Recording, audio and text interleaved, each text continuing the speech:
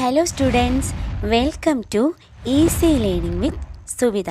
7ാം ക്ലാസ്സിൻ്റെ കേരള പാഠാവലിയിലെ രണ്ടാമത്തെ പാഠഭാഗമാണ് ഒരു ദിനാന്ത സഞ്ചാരം എന്ന കവിത. ഈ കവിതയുടെ ആശയമാണ് ഈ വീഡിയോയിലുള്ളത്.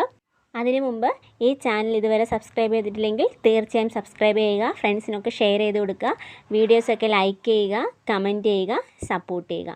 ഓക്കെ. ഒരു ദിനാന്ത സഞ്ചാരം. ക്രമേണ മേൽപോട്ട് പടുത്തു ചക്രവാളത്തിൽ മുട്ടിച്ചൊരു കോട്ട പോലെ കിഴക്ക് ഭാഗത്ത് അകലെ പരന്നു കിടന്നിടും കുന്നിത് നന്നു കാൺമാൻ. ആദ്യത്തിൽ ആരാൽ പുക പോലെ കണ്ടതടുത്തിടും നമ്മുടെ കാഴ്ചയെങ്കിൽ മരങ്ങൾ പൂവല്ലികൾ മറ്റും ഓരോന്നായി ക്രമാൽ വേർതിരിയുന്നു ഭംഗ്യ. അർത്ഥം: എല്ലായ്പ്പോഴും ഇലകൾ നിറഞ്ഞു തിങ്ങിയ വള്ളികളാൽ ചുറ്റി നിൽക്കുന്ന പച്ചക്കുന്നിൻ്റെ കാഴ്ച കണ്ണുകൾക്ക് ഏറെ കുളിർമ നൽകുന്നു. പച്ച നിറത്തിനിടയിൽ വിദഗ്ധരായ ശില്പികൾ ചായപ്പണി ചെയ്തതുപോലെ ചുവന്ന മണ്ണും കാണുന്നു. ഇടകലർന്ന് കാണപ്പെടുന്ന ചുവന്ന നിറവും പച്ച നിറവും ഒന്നിനൊന്ന് സുന്ദരമാണ്. രണ്ടിനും ഏറെ ഭംഗിയുണ്ട്. പ്രായേണ പത്രങ്ങൾ നിറഞ്ഞു തിങ്ങി നിൽക്കുന്ന വല്ലി തരുമണ്ഡലത്താൽ പരക്കെ നൽപ്പച്ച നിറം പെടുന്നനീ കുന്നത്രയും കൺകുളിരേകിയിടുന്നു. ഇപ്പച്ച വർണ്ണത്തിനിടയ്ക്കിടയ്ക്ക് ശില്പജ്ഞർ ചായപ്പണി ചെയ്ത പോലെ കാണപ്പെടുന്നുണ്ട് ചുവന്ന മണ്ണും രണ്ടിനുമേറെ പ്രഭ ചേരുമാറായി. എല്ലായ്പ്പോഴും ഇലകൾ നിറഞ്ഞു തിങ്ങിയ വള്ളികളാൽ ചുറ്റി നിൽക്കുന്ന പച്ചക്കുന്നിൻ്റെ കാഴ്ച കണ്ണുകൾക്ക് ഏറെ കുളിർമ നൽകുന്നു. പച്ച നിറത്തിനിടയിൽ വിദഗ്ധരായ ശില്പികൾ ചായപ്പണി ചെയ്ത പോലെ ചുവന്ന മണ്ണും കാണുന്നു. ഇടകലർന്ന് കാണപ്പെടുന്ന ചുവന്ന നിറവും പച്ച നിറവും ഒന്നിനൊന്ന് സുന്ദരമാണ്. രണ്ടിനും ഏറെ ഭംഗിയുണ്ട്.